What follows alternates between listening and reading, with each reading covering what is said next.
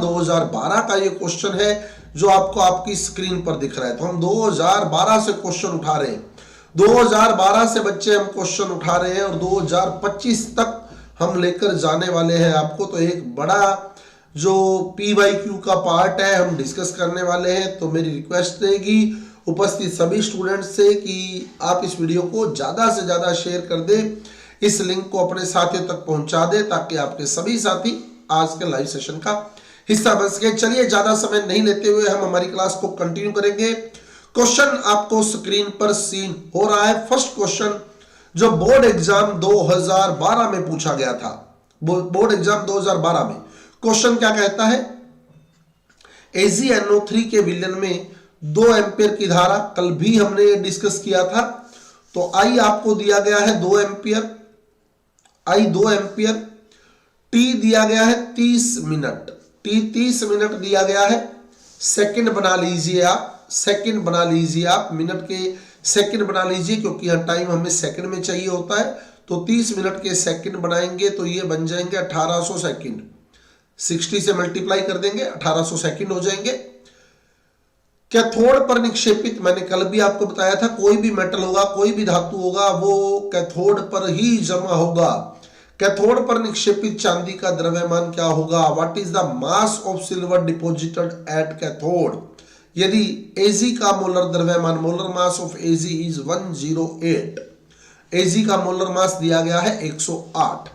तो हमारा जो W का फार्मूला होता है बच्चे, W का फार्मूला होता है जो डिपॉजिट सब्सटेंस होता है, डिपॉजिट मेटल होता है, उसको फाइंड करने का जो फार्मूला होता है W इक्वल टू EIT बटे 96,500। ये फार्मूला हमारा रहता है EIT बटे 96,500। और E होता है इक्विवेलेंट मास, जो होता है मोलर मास, मतलब मोलर द्रव्यमान अपॉन वैलेंसी, वैलेंसी यानी संयोजकता, परमाणु भार बटे संयोजकता, मोलर द्रव्यमान बटे संयोजकता। वो दिया 108 मोलर द्रव्यमान, मोलर मास हमें दिया 108। और AgNO3 में Ag की संयोजकता देखें तो 1, क्योंकि Ag पर +1 चार्ज है यहाँ, तो वैलेंसी है 1, तो 108 बटे 1 करेंगे तो E की वैल्यू आ जाएगी 108। तो E की वैल्यू आ गई 108। I की वैल्यू आपको न्यूमेरिकल में दी गई है 2 एम्पियर, क्लियर लिखा है अगले ने, I 2 एम्पियर है, 2 एम्पियर। T 1800 सेकंड, T जो है वो 1800 सेकंड है, बटे में आ जाएगा 96,500।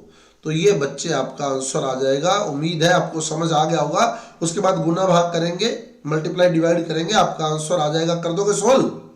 समझ आ गया क्वेश्चन? समझ आ गया तो कमेंट बॉक्स में ओके या यस से रिप्लाई कर दीजिएगा।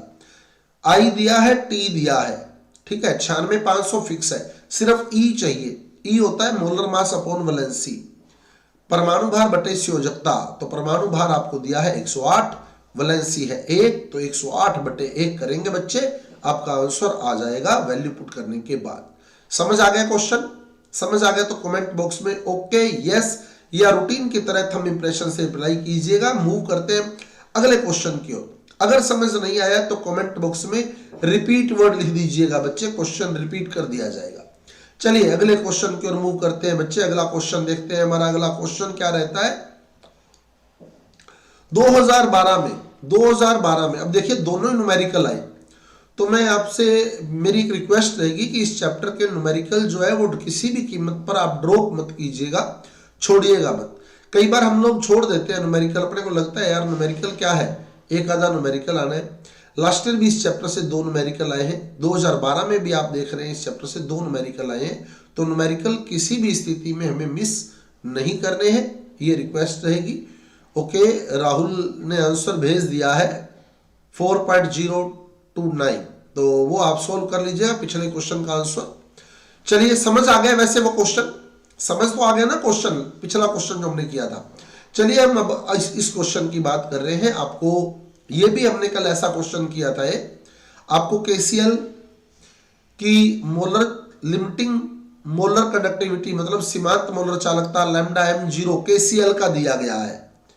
KCl का दिया गया है कितना 149.8 siemens semi square mole inverse HCl के लिए भी दी गई है वैल्यू, HCl के लिए भी वैल्यू दी गई है कितनी, 425.9। ओके, स्नेहा नाम से कमेंट आ चुका है कि सर ये आंसर आने वाला है। बिल्कुल बच्चे, यही आंसर आने वाला है, हम कल भी इसको डिस्कस कर चुके हैं ना।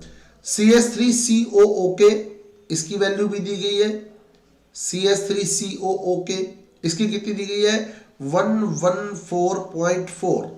और आपको फाइंड करना है CH3COOH, ज्ञात करना है CH3COOH, ये ज्ञात करना है बच्चे। तो अब आप देख सकते हैं जो आपको दिए गए थे, जो वैल्यूज आपको दी गई थी, आप उन पर फोकस करें। किस किस को जोड़ेंगे आप, CH3COOH आपको बनाना है तो हम इन दोनों को ऐड कर लेंगे, क्योंकि यहां से CH3COOH बन जाएगा, इसको और इसको ऐड कर लेंगे। तो हम CH3COOK को और HCl को ऐड करेंगे तो CH3COOH बन जाएगा, लेकिन साथ में KCl भी बन जाएगा। तो हम KCl को कट कर लेंगे तो आंसर सिर्फ CH3COOH बच जाएगा।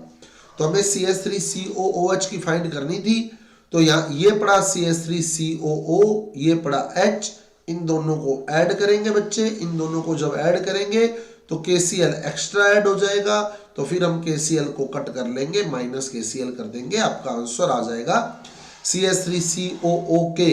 ये दिया था आपको 114.4 प्लस HCl दिया था 425.9 माइनस KCl दिया था 149.8, तो आपका आंसर आ जाएगा 390.5। तो ये 2012 के एग्जाम में जो आपके क्वेश्चन आए थे उनके आंसर्स आपके सामने हैं, बड़े आराम से सोल्व हो सकते हैं। चलिए अगला क्वेश्चन देखते हैं। 2013 के एग्जाम में हमसे क्या पूछा गया, बोर्ड एग्जाम 2013, इसमें हमसे क्या पूछा गया। क्वेश्चन आपके सामने बच्चे, क्या कहता है, साम्यावस्था पर डेनियल सेल के लिए नेर्नस्ट समीकरण लिखिए। Write the Nernst equation for the Daniell cell at equilibrium. सबसे पहले तो नेर्नस्ट समीकरण लिखनी है डेनियल सेल की, ठीक है। तो डेनियल सेल की रिएक्शन क्या है बच्चे, पहले अपने को वो क्लियर होना चाहिए।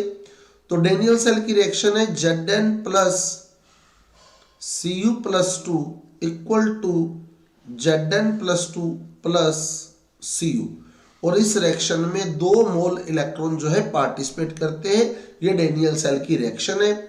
अब अपन को नेर्नस्ट इक्वेशन लिखनी है, तो नेर्नस्ट इक्वेशन है E equal to E0 minus 0.059 upon n। n होता है number of moles of electron, इलेक्ट्रॉनों के मोलों की संख्या, जो कि यहाँ 2 मोल है, तो n की जगह हम 2 पुट कर देंगे। लोग उत्पादों की सांद्रता बट्टे अभिकारकों की सांद्रता, उत्पादों की सांद्रता बट्टे अभिकारकों की सांद्रता। तो उत्पाद जिस पर आवेश नहीं है और अभिकारक जिस पर आवेश नहीं है वो मत लिखना, क्योंकि उनकी सांद्रता 1 m होती है। तो जिन पर आवेश नहीं है वो ड्रॉप कर देना। अब जो बचे जिन पर आवेश है वो बचा, उत्पाद बचा Zn प्लस 2, तो Zn प्लस 2 की सांद्रता, प्रोडक्ट Zn प्लस 2 और रिएक्टेंट Cu प्लस 2, तो बटे में Cu प्लस 2 की सांद्रता। तो ये बन गई डेनियल सेल की नेर्नस्ट इक्वेशन, डेनियल सेल की नेर्नस्ट समीकरण। अब कहता है E0 सेल तथा साम्य स्थिरांक Kc के बीच संबंध व्युत्पन्न कीजिए। तो एक चीज ध्यान रखना, जब भी आपको साम्य स्थिरांक Kc, इक्विलिब्रियम कांस्टेंट Kc का रिलेशन निकालने का वो बोले, तब आप ले लेना at equilibrium state, at equilibrium state, साम्य अवस्था पर, साम्य अवस्था पर, साम्य अवस्था पर जो E की वैल्यू होती है बच्चे ये 0 होती है। साम्य अवस्था पर E की वैल्यू क्या होती है, 0।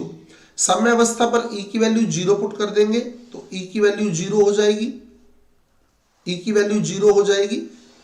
0 equal to E0 minus 0.059 upon 2 log Kc, log KC, क्योंकि हमने नैरस्ट समीकरण जो डेनियल सेल के लिखी थी उसमें हमने उत्पादों की सांद्रता बट्टे अभिकारकों की सांद्रता कर दिया था। ये एक्चुअल में केसी होता है ना, पता है अपने को, ये लो केसी पढ़ा है हमने, तो ये लो केसी लिख दिया। अब ये माइनस है, माइनस का पक्षांतरण करके इधर ले आओगे तो वो प्लस बन जाएगा। तो ई नोट डेनियल सेल का होता है 1.10, वैल्यू पुट कर दे 1.10 equal to 0.059 upon 2 log KC, log KC, ठीक है। और log KC equal to 1.10 multiply by 2 upon 0.059। तो ये डेनियल सेल के लिए log केसी और ई नोट में रिलेशन आ गया। ई नोट बोले तो 1.10 पुट कर दिया। अगर हम 1.10 पुट नहीं करते, अगर हम 1.10 पुट नहीं करते तो हम क्या लिखते, फिर हम लिखते log केसी, ई नोट नहीं पुट करते तो 2e नोट अपॉन 0.059, ये रिलेशन बन जाता। फिर ये रिलेशन बन जाता अगर हम लोग 0. ई नोट की वैल्यू, ई नोट जो आया हमारे पास ये वाला, इसकी वैल्यू पुट कर सकते हैं 1.10, फिर तो ये आंसर निकलेगा, ठीक है। अगर हम ई नोट को ई नोट ही रहने देते हैं तो फिर ये आंसर निकलता। समझ आ गया रिलेशन? क्लियर है स्टूडेंट्स? कोई डाउट है तो आप पूछ सकते हैं, मैं एक बार फिर बता देता हूं रिलेशन में वापिस बता देता हूं। हमारे पास होता है E equal to E naught minus 0.059 बट्टे n log केसी, ये होता है बच्चे। जब वो केसी का रिलेशन आपसे निकलवाएगा, जब केसी का संबंध आपसे निकलवाए तो आप E की वैल्यू 0 पुट कर देना, बस E की वैल्यू 0 पुट कर देना। अब ये माइनस इधर आके प्लस हो जाएगा, तो E naught equal to 0.059 upon n log KC, ये लो, इतना ही पड़ा रहने देना भले, और n की वैल्यू पुट कर देना अगर नहीं हो डेनियल सेल के लिए 2, ये लो, ये आंसर निकाल देना, ठीक है। समझ आ गई बात? क्लियर? ये निकाल दोगे तो भी चलेगा, हो जाएगा। थैंक यू बच्चे, आपका कमेंट बॉक्स में थंब इंप्रेशन आ गया है।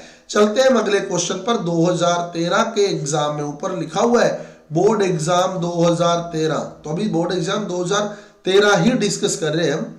2013 के एग्जाम में अगला प्रश्न आया था, डेनियल सेल का नामांकित चित्र बनाइए। तो draw a label diagram of Daniell cell. तो लेबल डायग्राम का मतलब है कि हम पूरा क्लियर करें। तो हमने एक पात्र में, एक बीकर के अंदर ZnSO4 लिया था, तो यहां ZnSO4 जिसमें जिंक की रोड थी, ये जिंक रोड है, तो यहां लिखना है जिंक, जिंक की छड़ या जिंक रोड किसका काम करती है? एनोड का, क्योंकि लेबल मतलब पूरी लेबलिंग करनी है। ये एनोड है। दूसरा बीकर हमने और लिया था, उस बीकर में क्या लिया था? कॉपर सल्फेट CuSO4, और इसमें कौन सी रोड डिप थी, कौन सी छड़ डूबी हुई थी इसमें? कॉपर की, तो ये कॉपर की छड़ है, कॉपर रोड है। और कॉपर रोड जो होती है वो किसका काम करती है? कैथोड का। तो कॉपर रोड कैथोड का काम करती है। दोनों विलयन, दोनों जो सॉल्यूशन है ZnSO4 एंड CuSO4 के, ये सोल्ट ब्रिज से जुड़े होते हैं, सोल्ट ब्रिज से, तो लवण सेतु से। तो यहां लिख देंगे लवण सेतु, लवण सेतु, सोल्ट ब्रिज, SB लिख दिया मैंने शॉर्ट में, सोल्ट ब्रिज, लवण सेतु। और दोनों जो छड़ होती है, जो इलेक्ट्रोड होते हैं, वो संयोजक तार, कनेक्टिंग वायर और वोल्ट मीटर से जुड़े होते हैं, संयोजक तार और वोल्ट मीटर से जुड़े होते हैं। और इलेक्ट्रॉन जो होते हैं बच्चे, वो जिंक से कॉपर की ओर जाते हैं, ये डिस्कस किया हुआ है हमने। तो वो इलेक्ट्रॉन का फ्लो भी दिखा देना। तो ये पूरा लेबल्ड डायग्राम आपके पास आ गया है। समझ आ गया डायग्राम? तो ये डायग्राम हमने पढ़ा हुआ है। एक पात्र में Zn की छड़ है, ZnSO4 में डूबी हुई है। दूसरे पात्र में Cu की छड़ है, Cu रोड है, CuSO4 विलयन में डूबी है। दोनों विलयन लवण सेतु से जुड़े हैं। और दोनों जो रोड है, दोनों जो रोड है बच्चे, वो जुड़ी है किससे? वो जुड़ी है connecting wire and voltmeter से, connecting wire and voltmeter से जुड़ी है बच्चे वो। क्लियर? कोई डाउट है तो आप पूछ सकते हैं बच्चे, अगर कोई डाउट है तो आप कंसल्ट कर सकते हैं। उम्मीद करता हूं आपको समझ आ गया होगा। चलिए अगले क्वेश्चन को देखते हैं। अगला इसमें बी पार्ट कहता है इलेक्ट्रोड पर होने वाली ऑक्सीकरण व अपचयन की अभिक्रियाएं लिखिए। इलेक्ट्रोड पर होने वाली ऑक्सीकरण व अपचयन, write the oxidation and reduction half cell reaction occurring at electrode. Electrode पर होने वाली ऑक्सीकरण व अपचयन की अभिक्रियाएं लिखिए। ऑक्सीडेशन रिडक्शन, तो जिंक पर ऑक्सीडेशन होता है तो ऑक्सीकरण रिएक्शन, ऑक्सीडेशन रिएक्शन क्या लिखेंगे, Zn बदलेगा Zn+2 में 2 इलेक्ट्रॉन डोनेट करके, 2 इलेक्ट्रॉन त्याग कर, ब्रैकेट में लिख देना एनोड पर। ठीक है, इधर तो ऑक्सीडेशन लिख देना क्योंकि ऑक्सीकरण लिख देना क्योंकि अगले ने बोला ऑक्सीकरण है, इधर लिखना रिडक्शन अपचयन। क्या होगा इसमें, Cu+2 2 इलेक्ट्रॉन गेन करके बदल जाएगा Cu में, ब्रैकेट में लिख देना कैथोड पर। ये हो जाएगा, समझ आ गया है। थैंक यू बच्चे, कमेंट बॉक्स में आपकी रिप्लाई आ गई है, थैंक यू। तो इस तरह से हमने ये क्वेश्चन भी कर देना है। सभी स्टूडेंट्स को मेरा नमस्कार, जो भी स्टूडेंट उपस्थित है, और मैं फिर रिक्वेस्ट करूंगा कि इस वीडियो को ज्यादा से ज्यादा शेयर कर दीजिएगा बच्चे। टाइम बहुत कम है आगे, समय जो है वो दिनों की बजाय घंटों में आ गया है, वो हमारे पास दिनों की बजाय घंटों में काम आ गया है। तो मैं फिर कहूंगा हम क्लास स्टार्ट 7:30 बजे करेंगे, खत्म करने का कोई टाइम नहीं होगा। ठीक है, खत्म करने का कोई टाइम नहीं होगा, हमारा टॉपिक जब तक चलेगा तब तक क्लास चलेगी। चलिए अगला क्वेश्चन देखते हैं बच्चे, ज्यादा टाइम नहीं लेते हुए अगला क्वेश्चन देखते हैं। बोर्ड एग्जाम 2014 के अंदर आया गया क्वेश्चन है ये। बोर्ड एग्जाम 2014, बहुत ही स्टैंडर्ड का क्वेश्चन पूछा, बहुत ही बढ़िया क्वेश्चन पूछा उसने। क्वेश्चन कहता है क्या हम कॉपर सल्फेट के विलयन को लोहे के पात्र में भंडारण कर सकते हैं? क्या हम कॉपर सल्फेट के विलयन को लोहे के पात्र में भंडारण कर सकते हैं? समझाइए।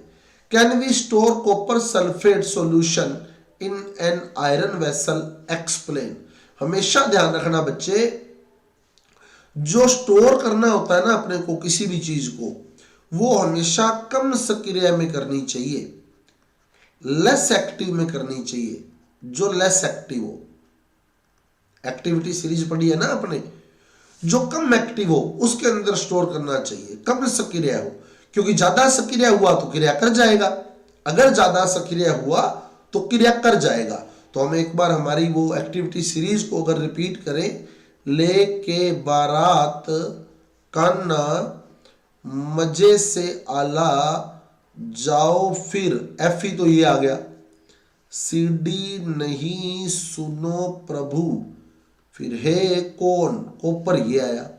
तो एफ ज्यादा सक्रिय है, एफ ज्यादा सक्रिय है, तो अगर इसमें कॉपर डालोगे ना, कॉपर के कोई साल्ट स्टोर करने का ट्राई करोगे तो एफ रिएक्ट कर जाएगा, एफ क्रिया कर जाएगा, इसलिए स्टोर नहीं करना चाहिए। तो क्या हम कॉपर सल्फेट के विलयन को लोहे के पात्र में स्टोर कर सकते हैं? Can we store copper sulphate solution in an iron vessel? No, नहीं। क्यों नहीं कर सकते? क्योंकि लोहा जो है, आयरन जो है, वो कॉपर सल्फेट में उपस्थित कॉपर की बजाय अधिक सक्रिय है। लोहा कॉपर के तुलना में अधिक सक्रिय है, इसलिए लोहा यहां क्रिया कर जाएगा, क्रिया कर जाएगा तो फिर स्टोर करने का कोई मतलब नहीं बचता, फिर तो कुछ बन ही और जाएगा, फिर काहे का स्टोर हुआ। क्लियर? फिर कहता है कोलराउश का नियम लिखिए तथा इसका एक अनुप्रयोग बताइए। तो कोलराउश का नियम हमने पढ़ा था, क्या कहता है, किसी भी विद्युत अपघटय की जो सीमांत मोलर चालकता होती है वो उसके धनायन और उसके ऋणायन की सीमांत मोलर चालकताओं के योग के बराबर होती है, और V+ और V- जो होते हैं वो 1 मोल विद्युत अपघटय से कितने आयन मिले हैं वो होते हैं। जैसे MgCl2 में Cl2 मिलेंगे ना, तो यहां ये 2 आ जाएगा, इसकी जगह 2 लिख देंगे। तो ये कोलराउश का नियम है, ये है कोलराउश का नियम। एक अनुप्रयोग, इसका एक अनुप्रयोग है दुर्बल विद्युत अपघटय की सीमांत मोलर चालकता ज्ञात करने में, ये इसका अनुप्रयोग है, एप्लीकेशन है। दुर्बल वैद्युत अपघटय की सीमांत मोलर चालकता ज्ञात करने में कैसे कैसे आपको जो एग्जांपल दे रहा हूं ना मैं स्टार्टिंग से बच्चे, कि 3 विद्युत अपघटय लेने हैं CH3COO के, फिर HCl, फिर KCl, और इसकी हेल्प से हम लोग CH3COOH की मोलर चालकता ज्ञात कर सकते हैं ना। इन तीनों की हेल्प लेकर इसकी सोल्व कर सकते हैं, बताया हुआ आपको। तो ये इसकी एप्लीकेशन ही तो है, और ये दुर्बल विद्युत अपघटय है। और अगर ये नहीं लिखते तो अल्फा लिख सकते हो, अल्फा ज्ञात करने में, यानी वियोजन की मात्रा ज्ञात करने में, ये भी कोलराउस लॉ की एप्लीकेशन है। तो एक तो दुर्बल विद्युत अपघटय की सीमांत मोलर चालकता ज्ञात करने में, दूसरा आयनन की मात्रा ज्ञात करने में। तो इसका फार्मूला था C सांद्रता पर मोलर चालकता बट्टे सीमांत मोलर चालकता। तो ये फार्मूला भी हमने डिस्कस किया हुआ है। समझ आ गई है बच्चे? ओके, थैंक यू बच्चे, आप मेरे से 2 कदम आगे चल रहे हैं, इसके लिए बहुत बहुत धन्यवाद। तो कमेंट बॉक्स में रिप्लाई लगातार कीजिएगा, और कोई डाउट रहता है तो रिपीट वर्ड लिख दीजिएगा। फिर कहूंगा कोई डाउट रहता है तो रिपीट वर्ड लिख दीजिएगा बच्चे। चलिए अगले क्वेश्चन की ओर मूव करते हैं। अगला क्वेश्चन क्या कहता है हमारा, अगले क्वेश्चन को देखते हैं। लोहे पर जंग लगने की संपूर्ण रासायनिक अभिक्रिया लिखिए। कल समझाई थी आपको, हो जाएगी, कल आपको ये समझाई थी। अभी बोर्ड एग्जाम 2014 पर चल रहे हम लोग, हो जाएगी ये जो कल क्लियर की थी आपको। एनोड पर क्या हुआ था, फटाफट रिपीट मार देते हैं। Fe बदला था Fe+2 में 2 इलेक्ट्रॉन डोनेट करके। और कैथोड पर क्या हुआ था, कैथोड पर H+ जो है वो O2 से रिएक्ट करके H2O बना रहा था। बैलेंस किया था तो ये 2 H2O करने पड़े थे, H 4 हो गए थे तो 4 H+ किए थे। 4 H+ में 4 इलेक्ट्रॉन ऐड होंगे, जबकि ऊपर 2 ही बने आ रहे थे, इसलिए ऊपर वाली रिएक्शन को हमने 2 से मल्टीप्लाई कर लिया था। ये हमने कल डिस्कस किया था सारा, है ना।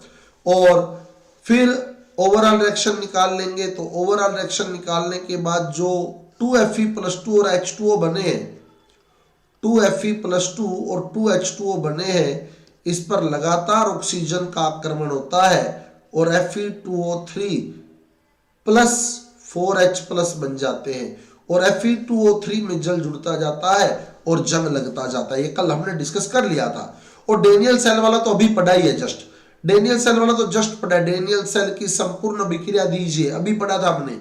डेनियल सेल की संपूर्ण अभिक्रिया दीजिए, क्या था, डेनियल सेल की complete reaction, net cell reaction Zn plus Cu+2 equal to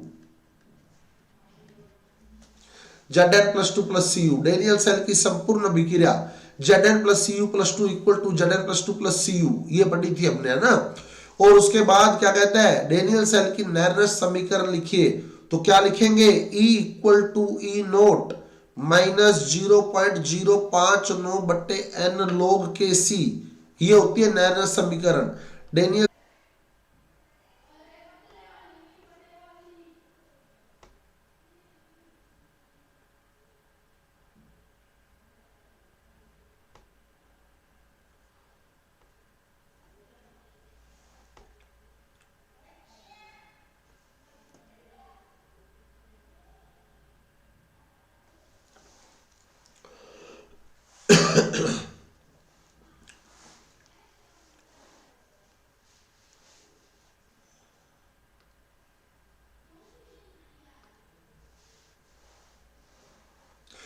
तो चलिए हम जो क्वेश्चन डिस्कस कर रहे थे, डेनियल सेल की संपूर्ण अभिक्रिया क्या थी। डेनियल सेल की संपूर्ण अभिक्रिया Zn plus Cu+2 equal to Zn+2 plus Cu, यह डेनियल सेल की संपूर्ण अभिक्रिया थी। और इसके लिए हमें क्या करना था, नैर्नस समीकरण लिखनी थी। तो क्या होती है बच्चे नैर्नस समीकरण, नैर्नस समीकरण हो गई E equal to E0 minus 0.059 upon n log Kc, ये नैर्नस समीकरण हो गई। अब डेनियल सेल के लिए लिखनी है तो आप लिख सकते हो E इक्वल टू E0 की वैल्यू 1.10, रखना चाहो तो रख दो, ठीक है, 1.10 माइनस 0.059, लेकिन n की वैल्यू जरूर रखोगे। डेनियल सेल के लिए n जो होते हैं वो होते हैं 2 मोल इलेक्ट्रॉन, तो n की वैल्यू आ गई 2। लोग केसी, केसी क्या होता है? Concentration of product upon concentration of reactant, और जिस पर आवेश नहीं होता उसको लिखने की जरूरत नहीं रहेगी। तो Cu और Zn पर आवेश नहीं है तो उसको मत लिखो, इसको लिखो। ये प्रोडक्ट है, उत्पाद है, तो ये ऊपर आ जाएगा, बटे में ये रिएक्टेंट है, अभिकारक है, ये नीचे आ जाएगा, तो ये बन जाएगी डेनियल सेल की नेर्नस्ट समीकरण, जो आगे इसने कहा था नेर्नस्ट समीकरण का गणितीय रूप। तो ये बोर्ड एग्जाम 2014 में आए हुए क्वेश्चन है। समझ आ गए होंगे बच्चे? अगर समझ आ गए तो कमेंट बॉक्स में रिप्लाई कीजिएगा। चलिए मूव करते हैं हम अगले क्वेश्चन की ओर। अगले क्वेश्चन की ओर मूव करते हैं बच्चे। हमारा अगला क्वेश्चन क्या कहता है उसको देखते हैं। कोई डाउट रहे तो मैं फिर कहूंगा कमेंट बॉक्स में रिप्लाई कर दीजिएगा, रिपीट वर्ड से रिप्लाई कर दीजिएगा, मैं रिपीट कर दूंगा। 2015 के क्वेश्चन पर आ चुके हैं, बोर्ड एग्जाम 2015। बच्चे मैं फिर बता दूं 2012 से 2015 के क्वेश्चन बहुत इंपॉर्टेंट है। 80% पेपर इसमें से आएगा। 2012 से 2025 तक के प्रश्न हम आपके लिए लेकर आए हैं। 2012 से 2025 तक के प्रश्न, ये प्रश्न बहुत इंपॉर्टेंट है। मैं फिर कहूंगा 80% पेपर। आज आप इस बात को नोट कर लीजिए और आप बोर्ड एग्जाम देख लेना, फर्क नहीं आएगा मेरी बात के अंदर। मैं हर चैप्टर के PYQ लेकर आऊंगा आपके बीच में, ठीक है। तो प्रतिरोधकता का SI मात्रक, प्रतिरोधकता का SI मात्रक, तो प्रतिरोधकता का सूत्र होता है R equal to rho equal to R into A बटे L, रो equal to R into A बटे L। अब वैल्यू पुट कर दें। बहुत बढ़िया बच्चे, कमेंट बॉक्स में आपके उत्तर आ गए। बिल्कुल वैल्यू पुट कर दें आप। R का जो मात्रक होता है वो ओम, यूनिट पुट कर दें इसकी। R की यूनिट ओम होती है, और SI मात्रक लिखना है तो A की यूनिट मीटर स्क्वायर, L की यूनिट मीटर रखेंगे, मीटर से मीटर कट जाएगा तो आंसर आ जाएगा ओम मीटर। ओम मीटर प्रतिरोधकता का SI मात्रक, रेसिस्टिविटी की SI यूनिट ओम मीटर आ जाएगी। चलिए अगला क्वेश्चन देखो। अगला क्वेश्चन क्या कहता है Mg+2 और Cl- आयनों की सीमांत मोलर चालकताओं के मान आपको दिए गए हैं। ये 76.3 है बच्चे, मैं क्लियर कर देता हूं एक बार सारा। ये लो, Mg+2 व Cl- आयनों की सीमांत मोलर चालकताओं के मान आपको दिए गए हैं। Mg+2 के लिए ये दिया गया है और Cl- के लिए ये दिया गया है, और आपको MgCl2 की सीमांत मोलर चालकता, MgCl2 की लिमिटिंग मोलर कंडक्टिविटी फाइंड करनी है।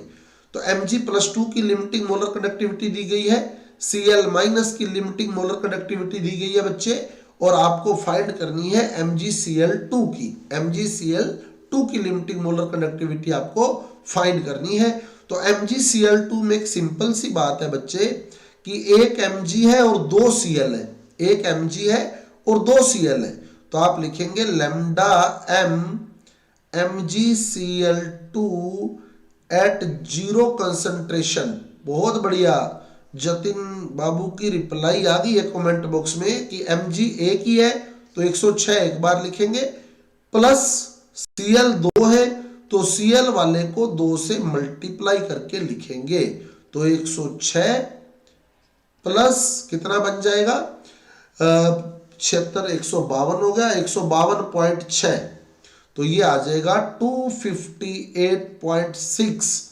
Siemens semi square mole inverse. Clear है? 2015 का क्वेश्चन है ये, 2015 का। आप देखो मैंने पीछे आपको सारी बातें बताई हुई है, कोई ऐसे क्वेश्चन नहीं आने वाले हैं जो हमारे लिए कुछ हटकर हो, कुछ विशेष हो, कुछ नहीं है चैप्टर के अंदर। चलिए अगले क्वेश्चन को देखते हैं। 2015 के एग्जाम पर ही चल रहे हैं अभी हम, 2015 के एग्जाम पर ही चल रहे हैं। 2015 का अगला क्वेश्चन देखो, फैराडे के विद्युत अपघटन का द्वितीय नियम लिखिए। तो फैराडे के विद्युत अपघटन का द्वितीय नियम है W समानुपाती E, W समानुपाती E। लेकिन फैराडे का जो द्वितीय नियम होता है ये अलग अलग विद्युत अपघट्यों पर लगता है, भिन्न भिन्न विद्युत अपघट्यों पर लगता है,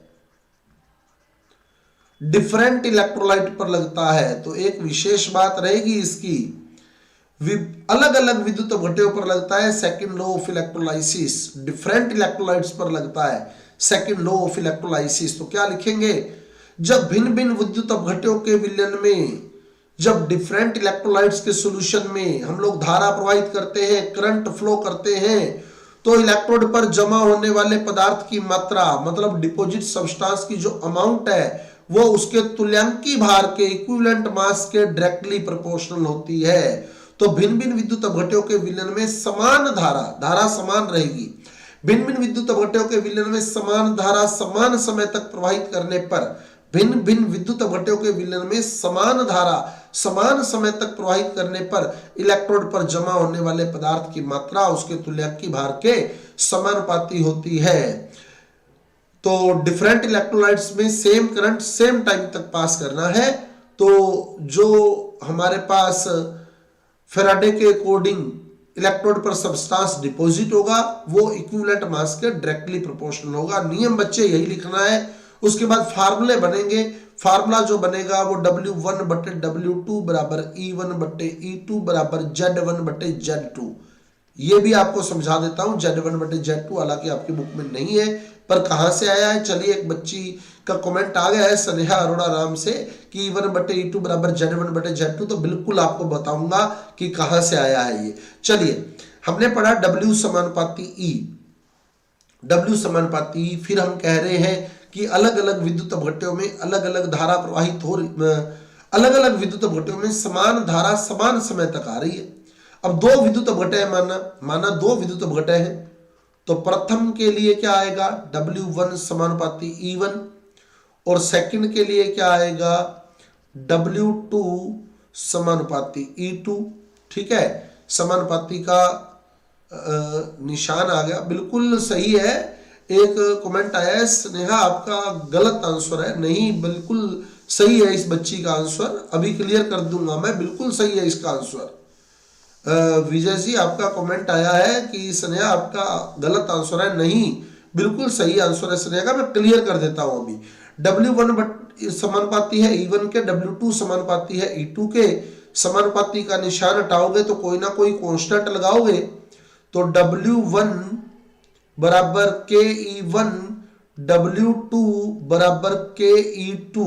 ठीक है, तो ये बन गया अपने पास W1 बटे W2, ये इक्वेशन 1, ये इक्वेशन 2, डिवाइड करेंगे W1 बटे W2 बराबर KE1 बटे KE2, K से K कट गया, तो W1 बटे W2 बराबर E1 बटे E2। हमारे 12th लेवल तक तो इतना ही चलेगा, कोई दिक्कत नहीं है। लेकिन अगर हम थोड़ा सा आगे सोचें, ये रिलेशन बन गया हमारे पास। अब फैराडे का फर्स्ट लॉ क्या था, फैराडे का फर्स्ट लॉ था W equal to ZIT, W equal to ZIT। तो हम पुट करेंगे W1 equal to Z1IT, W1 की वैल्यू पुट कर दी Z1IT। I और T क्यों रखा, I1 T1 क्यों नहीं रखा, क्योंकि हम कह रहे हैं समान धारा समान समय तक, तो धारा सेम है, करंट सेम है, I लिखेंगे, टाइम भी सेम है, T लिखेंगे टाइम को भी। ठीक है, वहां I1 T1 नहीं लिखोगे, IT ही लिखोगे, क्योंकि करंट सेम है और टाइम भी सेम है। तो W1 equal to Z1IT, W2 equal to Z2IT। ये फैराडे के प्रथम नियम से पुट कर दिया आपने, तो IT से IT कट जाएगा, तो बन जाएगा W1 बटे W2 बराबर E1 बटे E2 बराबर Z1 बटे Z2। तो ये आपका आंसर बन जाएगा। समझ आ गया है, वो कुछ नहीं किया बच्चे, फैराडे का फर्स्ट लॉ लगाया बस, और कुछ भी नहीं किया, है ना।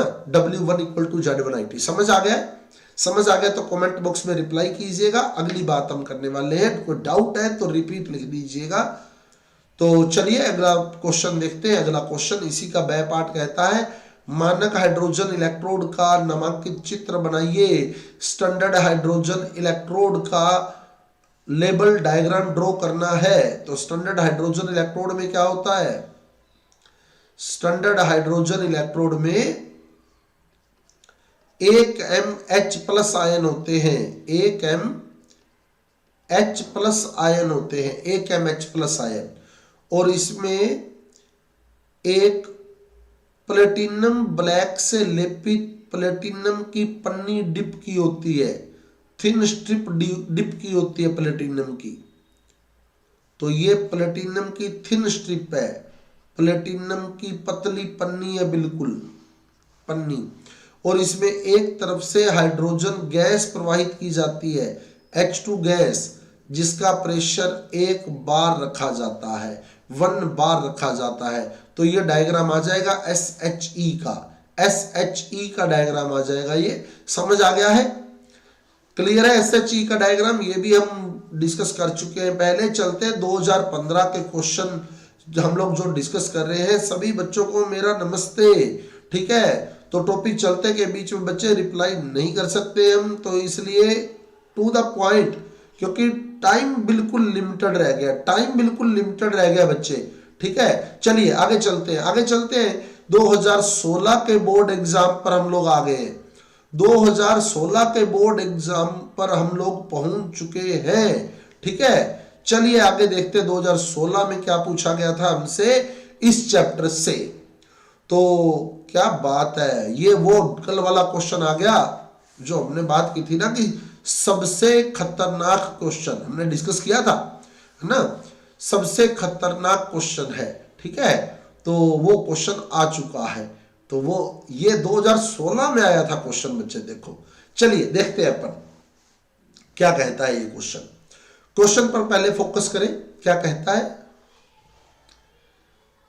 0.15 मोल पर लीटर NaCl, तो एक NaCl आपको दिया गया जिसकी कंसंट्रेशन आपको दी गई 0.15 पर मोल पर लीटर, C इक्वल टू 0.15 मोल पर लीटर।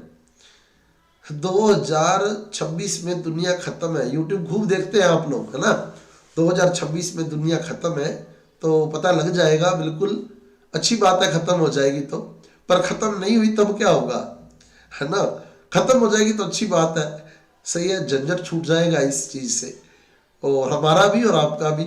लेकिन अगर खत्म नहीं हुई तो क्या ऑप्शन है बच्चे, वो भी देख लीजिएगा। तो इसलिए पढ़ना तो जरूरी है, ठीक है। चलिए खैर, 0.15 मोल पर लीटर NaCl, तो NaCl की कंसंट्रेशन दी गई 0.15 मोल पर लीटर, और इसका जो प्रतिरोध यानी रेसिस्टेंस जो पाया गया वो पाया गया 50 ओम।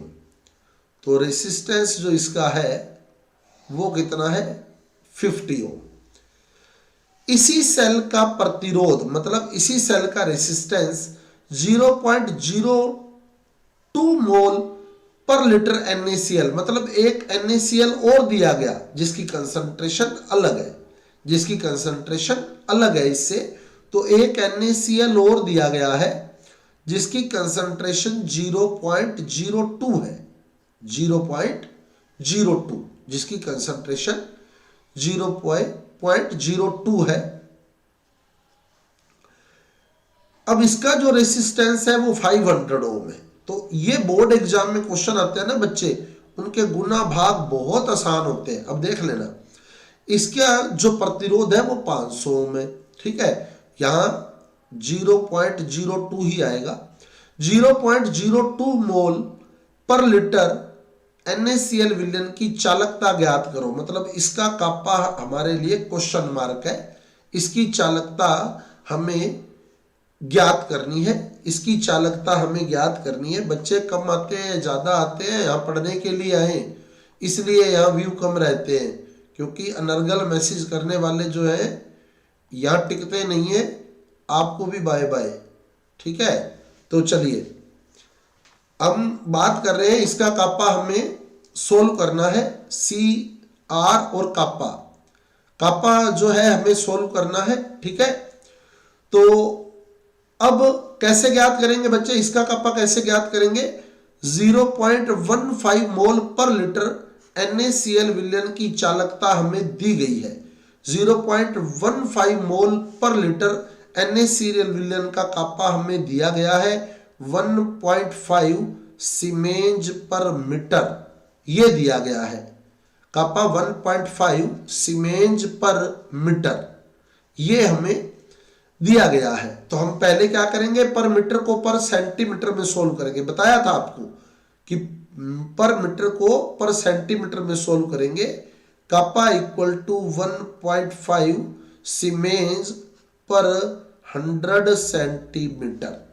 मीटर को सेंटीमीटर में बदल लिया तो ये बन गया 0.015 सीमेंस पर सेंटीमीटर।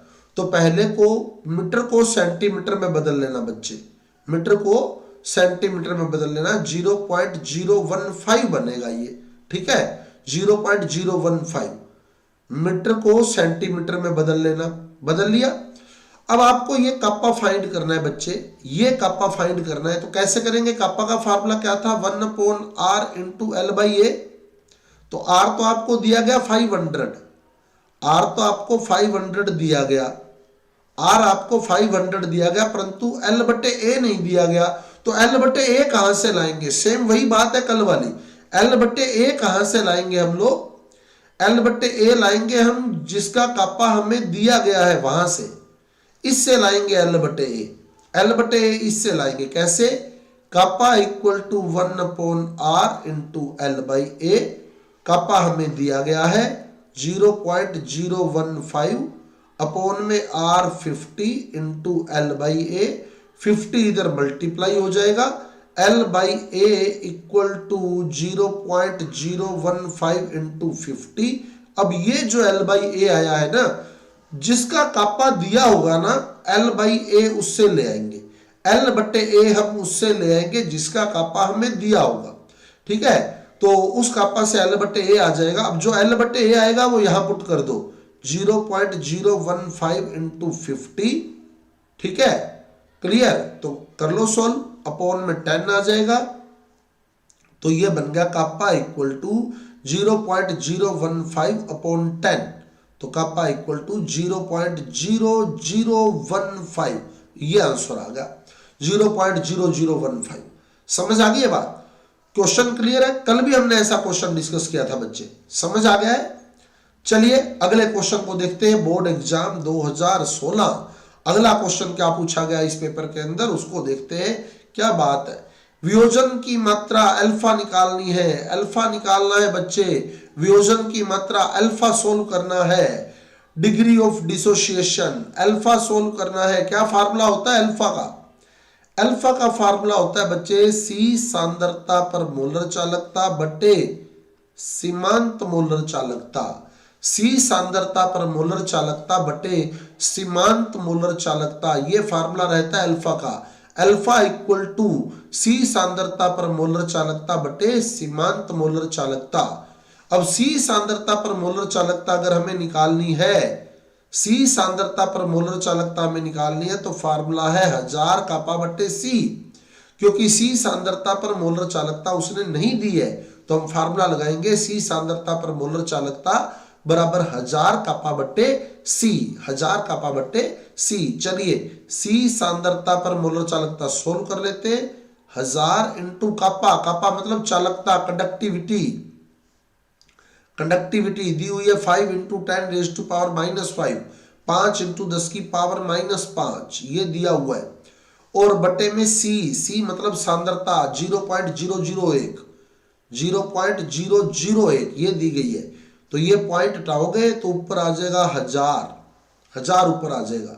ये 10 की पावर -5 है, ये 10 की पावर 6 हो गया, तो 10 की पावर 6, तो ये आ जाएगा 5 इंटू 10 की पावर -5 इंटू 10 की पावर 6, तो 10 की पावर -5 इंटू 10 की पावर 6 सोल्व करोगे तो बचेगा 10, तो 5 इंटू 10 ये आ जाएगा 50। सी सांद्रता पर मोलर चालकता आ गई 50, सी सांद्रता पर मोलर चालकता 50। और जीरो सांद्रता पर मोलर चालकता यानी सीमांत मोलर चालकता आपको दी गई है 250, 250। तो 50 अपॉन 250 मतलब 1/5, 1/5 मतलब 0.2, 0.2 अल्फा की वैल्यू होगी। देखो कितना आसान गुणा भाग हुआ है। मैं आपको पहले ही कह रहा हूं बच्चे, न्यूमेरिकल जो हमारे पास आएगी ना पेपर के अंदर, उसमें जो गुणा भाग है ना बड़े इजी रहेंगे, वहां कोई टिपिकल मल्टीप्लाई या टिपिकल डिवाइड नहीं आने वाला है। बड़ा इजी गुना भाग वहां रहने वाला है, तो हम लोग बड़े आराम से उसको क्लियर कर सकते हैं। समझ आ गया है? 1/5 आएगा, 1/5 तो 0.2 आएगा, 0.2। समझ आ गया है? चले आगे। डिग्री ऑफ डिसोसिएशन, वियोजन की मात्रा अल्फा निकालनी थी। अल्फा होता है सी सांद्रता पर मोलर चालकता बटे सीमांत मोलर चालकता। सीमांत मोलर चालकता आपको दी गई थी, सी सांद्रता पर मोलर चालकता चाहिए थी। फार्मूला होता है 1000 kappa by C। ठीक है, सी कंसंट्रेशन पर हमें मोलर कंडक्टिविटी चाहिए थी, लिमिटिंग मोलर कंडक्टिविटी, तो सॉरी मोलर कंडक्टिविटी, तो फार्मूला होता है 1000 kappa by C। कप्पा आपको दिया गया है, सी आपको दिया गया है। सी सांद्रता पर मोलर चालकता बना लेंगे। सीमांत मोलर चालकता आपको दी गई है क्वेश्चन के अंदर ही, तो सी सांद्रता पर मोलर चालकता आपने सोल्व कर ली। सीमांत मोलर चालकता क्वेश्चन में दी है, वैल्यू पुट करी, अल्फा की वैल्यू सोल्व। चलिए अगले क्वेश्चन को देखते हैं। 2017 के एग्जाम में क्या क्या पूछा गया था इस चैप्टर से। 2017 के एग्जाम में क्या क्या पूछा गया इस चैप्टर से वो देखते हैं। चलिए क्वेश्चन कहता है आयनों के स्वतंत्र अभिगमन के कोलराउश नियम की परिभाषा लिखो। Right the definition of Kohlrausch law of free transport of ion independent. Free की जगह इंडिपेंडेंट वर्ड आता होता है पेपर के अंदर, फ्री की बजाय इंडिपेंडेंट वर्ड आएगा, इंडिपेंडेंट ट्रांसपोर्ट ऑफ आयन। तो कोलराउश का नियम लिखना है बच्चे, कुछ भी नहीं करना। कोलराउश के नियम के अनुसार किसी भी विद्युत अपघटय, किसी भी इलेक्ट्रोलाइट की जो सीमांत मोलर चालकता होती है, लिमिटिंग मोलर कंडक्टिविटी होती है, वो उसके धनायन और ऋणायन की सीमांत मोलर चालकताओं के योग के बराबर होती है। उसके कैटायन और एनायन की जो मोलर कंडक्टिविटीज होती है उनके सम के इक्वल होती है। 12th क्लास चल रही है आदर्श बेटा, 12th क्लास चल रही है अभी 12th क्लास का लेक्चर है, ऊपर लिखा हुआ है क्लास 12th केमिस्ट्री। ठीक है, साफ लिखा हुआ है क्लास 12th केमिस्ट्री। तो क्लास 12th की केमिस्ट्री अभी चल रही है हमारी। तो चलिए अगले क्वेश्चन को देखते हैं। अगला क्वेश्चन हमारा क्या कहता है, 2017 के एग्जाम के अंदर अगला क्वेश्चन हमारा क्या पूछा गया वो देखते हैं हम लोग। 2017 के एग्जाम में हमारा अगला क्वेश्चन, डेनियल सेल में कैथोड की अर्ध सेल अभिक्रिया लिखिए। तो डेनियल सेल में कैथोड पर क्या रिएक्शन हुई थी, Cu+2+2 electron equal to Cu। ये लो, एक नंबर का क्वेश्चन 2017 के एग्जाम में ये पूछा गया था। बिल्कुल सिंपल सा क्वेश्चन है। डेनियल सेल में कैथोड की अर्ध सेल अभिक्रिया, तो कैथोड पर जो हाफ सेल रिएक्शन हुई वो लिखनी है। तो डेनियल सेल में कैथोड पर क्या हुआ था, Cu+2+2 electron equal to Cu, bracket में अपचयन रिडक्शन वर्ड और लिख देना, ठीक है ना, रिडक्शन वर्ड और लिख देना। चलिए आगे चलते हैं, अगले क्वेश्चन पर चलते हैं। अगले क्वेश्चन पर, लोहे के संक्षारण को रोकने में उत्सर्ग इलेक्ट्रोड हेतु प्रयुक्त धातु का नाम लिखिए। उत्सर्ग इलेक्ट्रोड का मतलब है कि जो इलेक्ट्रॉन डोनेट करेगा, एमिशन मतलब जो इलेक्ट्रॉन त्यागेगा, देगा इलेक्ट्रॉन, ठीक है, एमिशन इलेक्ट्रोड बोलते हैं इसको। तो जो लोहे पर जंग लगने से रोक सके, मतलब लोहे से ज्यादा सक्रिय हो, वो धातु हमें लिखनी है जो लोहे से ज्यादा सक्रिय हो। तो कौन कौन सी धातु है जो लोहे से ज्यादा सक्रिय है, कौन कौन सी धातु ले सकते हैं यहाँ, कौन कौन से मेटल ले सकते हैं यहाँ, तो हम ले सकते हैं MgAl एंड Zn, ये ले सकते हैं जो लोहे के संक्षारण को कोरिजन ऑफ आयरन को रोक देते हैं। अब ये क्वेश्चन कहता है बताइए कि यह संक्षारण को किस प्रकार रोकता है, बताइए कि यह संक्षारण को किस प्रकार रोकता है।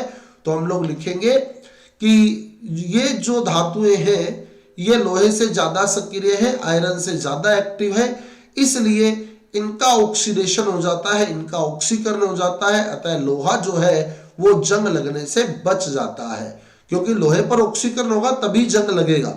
तो ये लोहे से ज्यादा सक्रिय है, लोहे से ज्यादा एक्टिव है, आयरन से ज्यादा एक्टिव है, तो ऑक्सीडेशन इनका हो जाता है, तो लोहे पर जंग लगने से लोहा बच जाता है। चलिए अगला क्वेश्चन देखो, इसका बै पार्ट देखो। 2017 के एग्जाम में जो बै पार्ट पूछा गया, 2017 के एग्जाम में इसका बै पार्ट आपको दिया गया NaCl, इसकी मोलर चालकता, लिमिटिंग मोलर कंडक्टिविटी दे दी गई, बहुत बढ़िया।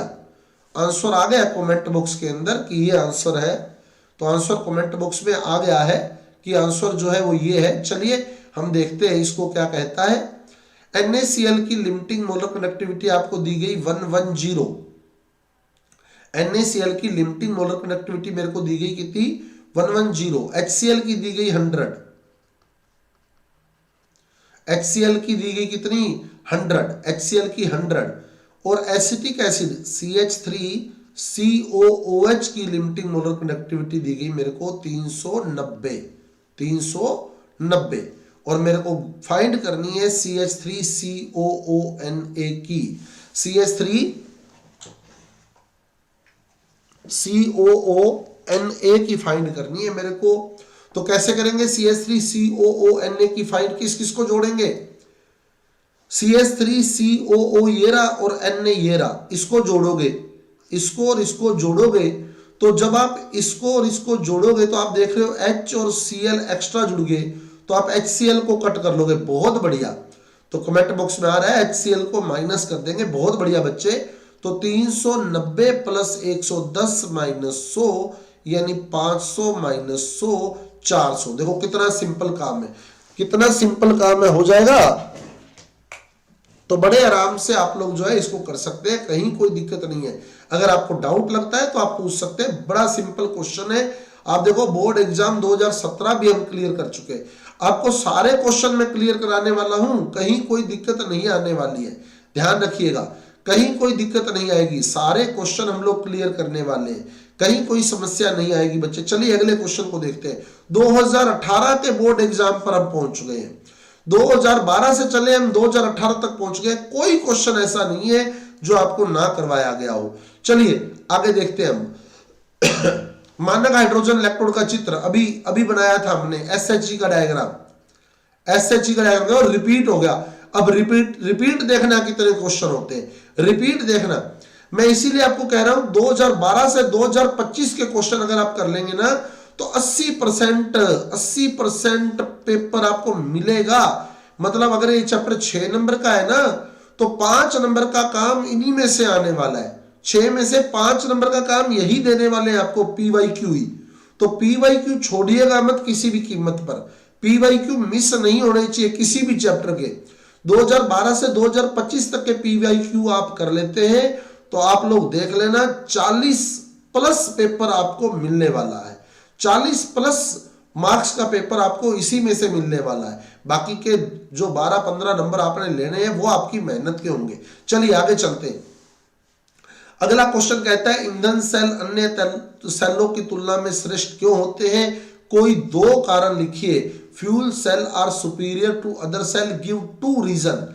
एक तो ये प्रदूषण नहीं करते, पोल्यूशन नहीं करते, ठीक है, प्रदूषण नहीं करते, पोल्यूशन नहीं करते ये। दूसरा इनकी जो दक्षता होती है, जो कैपेसिटी होती है वो बहुत ज्यादा होती है, दक्षता बहुत उच्च होती है। इतने हैवी रॉकेट, इतने हैवी सैटेलाइट ये लॉन्च कर देते हैं जाकर स्पेस के अंदर, तो अंतरिक्ष के अंदर इतने भारी उपग्रहों को ये ले जाते हैं। तो इनकी कैपेसिटी जो होती है बहुत हाई होती है, पोल्यूशन नहीं करते और लगातार हमें एनर्जी देते हैं, लगातार एनर्जी देते हैं हमारे को। चलिए चलते हैं अगले क्वेश्चन पर, अगले क्वेश्चन पर चलते हैं बच्चे। अगला क्वेश्चन हमारा क्या कहता है, अगला क्वेश्चन देखते हैं। अगला क्वेश्चन 2018 के एग्जाम से ये कल कर लिया था हमने, ये वाला क्वेश्चन कल कर लिया था। चलिए देखते हैं बच्चे। बिल्कुल आपका कमेंट आया, दक्षता जो होती है 70, मतलब अगर हम लोग आउटपुट ये 100 अगर इनपुट लेते हैं तो 70 आउटपुट दे देते हैं हमारे को। बहुत जबरदस्त बात है ये। बाकी के सेल वेस्टेज बहुत करते हैं, ये बहुत कम वेस्टेज करते हैं बच्चे, बहुत बढ़िया। चलिए अगला क्वेश्चन देखते हैं। कॉपर सल्फेट के विलयन में 1.5 एम्पीयर की धारा 20 मिनट तक प्रवाहित की गई और विद्युत अपहरण किया गया, मतलब इलेक्ट्रोलाइज किया गया। 1.5 एम्पीयर करंट मतलब I 1.5 एम्पीयर, T 20 मिनट। और मैंने अभी आपको बताया था रिपीट हो गया, देखो ये रिपीट हो गया प्रश्न। डेनियल सेल वाला भी रिपीट हो गया था, नैरनस्ट इक्वेशन वाला रिपीट हो गया था, कैथोड वाली रिएक्शन भी रिपीट हो गई थी। देखो सारे रिपीटिशन ही चलेंगे। अब क्वेश्चन पर नजर ही मारनी है अपने, क्वेश्चन रिपीट ही होने। I 1.5 एम्पीयर दिया गया है, T 20 मिनट का मतलब 1200 सेकंड दिया गया है, 1200 सेकंड। और फार्मूला हमारा लगेगा W = EIT बटे 96,500, W इक्वल टू EIT बटे 96,500। और E क्या होता है बच्चे? E होता है मोलर मास अपॉन वैलेंसी, परमाणु भार या परमाणु द्रव्यमान, मोलर द्रव्यमान बटे संयोजकता। और कॉपर का मोलर द्रव्यमान नोट कर लीजिएगा 63।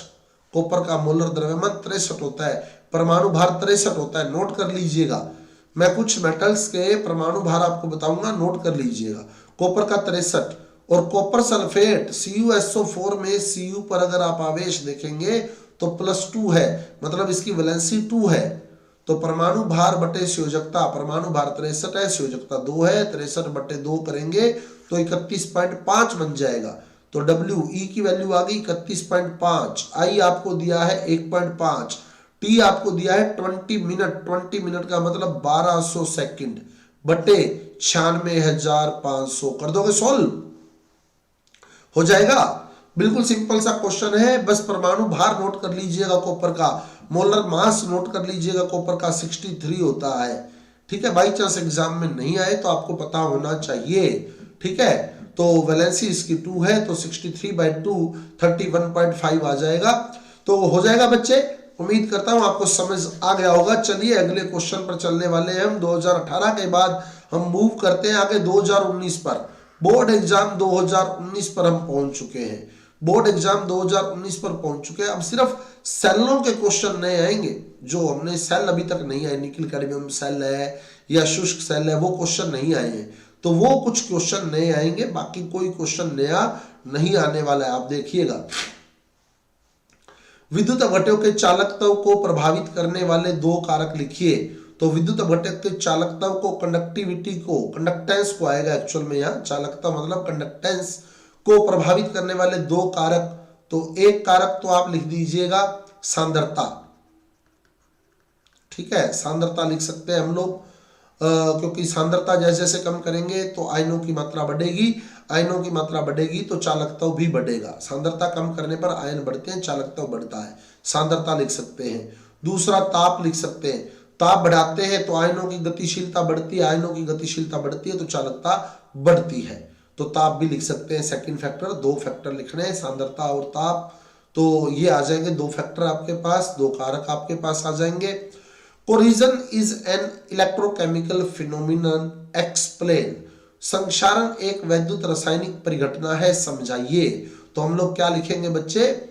वैद्युत रासायनिक परिघटना। वैद्युत रासायनिक परिघटना ऐसी परिघटनाएं होती हैं, ऐसे फिनोमिना होते हैं जिनके अंदर, जिनमें रिडॉक्स रिएक्शन होती है, रिडॉक्स अभिक्रिया होती है, और संक्षारण के दौरान भी रिडॉक्स अभिक्रिया होती है जो निम्न प्रकार है। फिर नीचे अभिक्रिया लिख देंगे, Fe बदला है Fe+2 में, वो पूरा।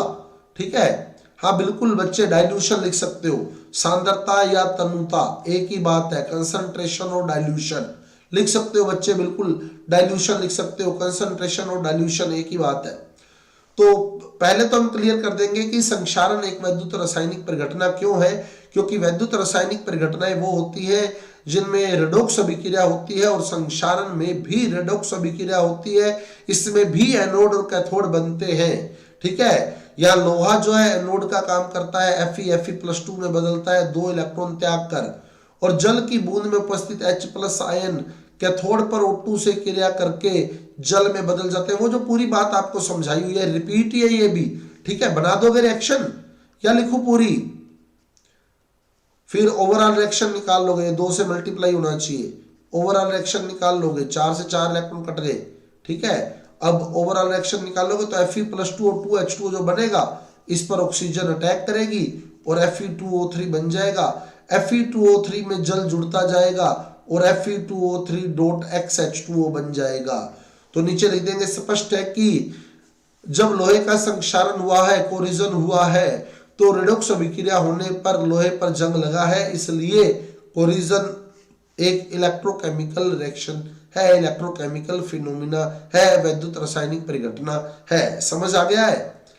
क्लियर है बात? जो लिखना है क्लियर हो गया है। समीकरण ने आपको कल भी समझाई थी, ठीक है, रिएक्शन आपको कल भी समझाई थी, आज भी हमने शुरू में रिपीट की थी। तो चलिए 2019 का अगला प्रश्न देखते हैं क्या कहता है। लो आ गया है, लैम्डा एम, मोलर चालकता फाइंड होने के लिए, मोलर कंडक्टिविटी फाइंड होने के लिए आ गई है। क्या फार्मूला है मोलर कंडक्टिविटी का?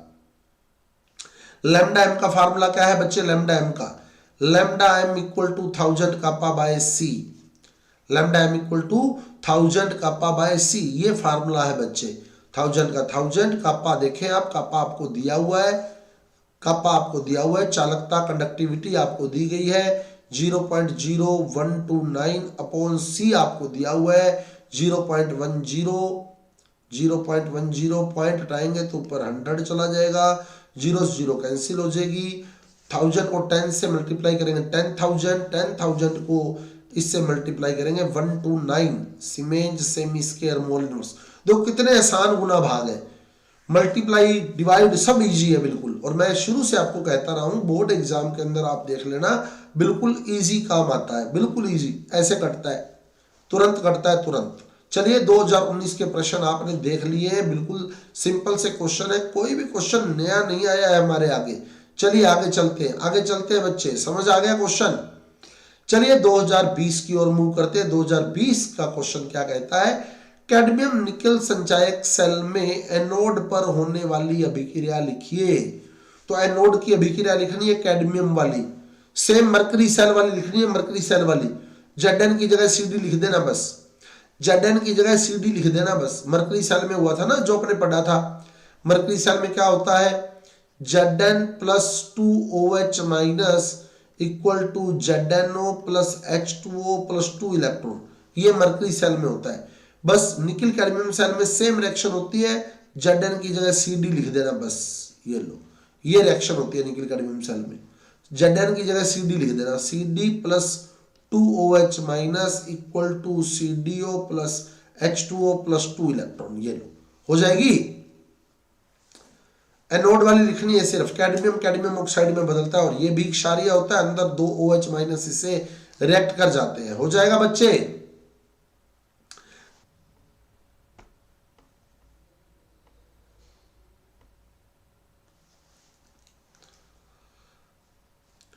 तो 2020 के एग्जाम का अगला क्वेश्चन, 2020 के एग्जाम का अगला क्वेश्चन आपके सामने है। 2020 के एग्जाम का अगला क्वेश्चन क्या कहता है? 2020 के एग्जाम का अगला क्वेश्चन, फैराडे के विद्युत अपघटन के प्रथम नियम को लिखिए। तो फैराडे के विद्युत अपघटन का प्रथम नियम, फैराडे के विद्युत अपघटन का प्रथम नियम क्या कहता है हमें? फर्स्ट लॉ, फैराडे का प्रथम नियम क्या कहता है? फैराडे का प्रथम नियम, किसी विद्युत अपघटन के विलयन में, किसी इलेक्ट्रोलाइट के सॉल्यूशन में हम जितना ज्यादा करंट पास करते हैं, जितनी ज्यादा धारा प्रवाहित करते हैं, उतना ही ज्यादा पदार्थ जमा होता है, उतना ही ज्यादा सब्सटेंस डिपॉजिट होता है। तो W समानुपाती Q पढ़ा था हमने, हो जाएगा फैराडे का फर्स्ट लॉ। बिल्कुल सिंपल सी बात है, बोर्ड एग्जाम 2020 के अंदर आया हुआ है, W समानुपाती Q। जब किसी विद्युत अपघटन के विलयन में धारा प्रवाहित की जाती है तो इलेक्ट्रोड पर जमा होने वाले पदार्थ की मात्रा प्रवाहित की गई धारा की मात्रा के समानुपाती होती है। On passing current in an electrolytic solution, the substance deposited at electrode is directly proportional to the amount of current। तो फैराडे के प्रथम नियम के अनुसार जब किसी विद्युत अपघटन के विलयन में हम धारा प्रवाहित करते हैं तो इलेक्ट्रोड पर जमा होने वाले पदार्थ की मात्रा प्रवाहित की गई धारा की मात्रा के समानुपाती होती है। डिपॉजिट होने वाले सब्सटेंस की अमाउंट करंट के अमाउंट के डायरेक्टली प्रोपोर्शनल होती है, W समानुपाती Q। क्लियर? चले आगे। तो बड़ा सिंपल सी बातें हैं, कुछ भी नहीं है टॉपिक्स के अंदर, अगर आप देखेंगे तो कुछ भी नहीं है और नहीं देखेंगे तो बहुत कुछ मिलने वाला है। और बाकी बहुत आसान पेपर आता है, पेपर के अंदर कुछ भी नहीं आता है। चलिए 2020 का अगला क्वेश्चन देखते हैं। लो फिर आ गया, अरे यार तीसरी बार आ गया, देखो आप, मैं इसीलिए आपको कह रहा हूं रिपीट मारेगा भैया, पेपर को फोकस करें आप, PYQ पे मिस मत कीजिएगा किसी भी कीमत पर। चाहे इस वीडियो को रिपीट कर लेना वापिस, मिस मत कर देना, एक एक क्वेश्चन आपके जहन में उतर जाना चाहिए। अगर आपको लगता है कोई क्वेश्चन हार्ड है, कोई चला गया है ऐसा क्वेश्चन, हार्ड क्वेश्चन है जो आपको नहीं आता, तो आप कमेंट बॉक्स में रिपीट वर्ड लिखे बच्चे।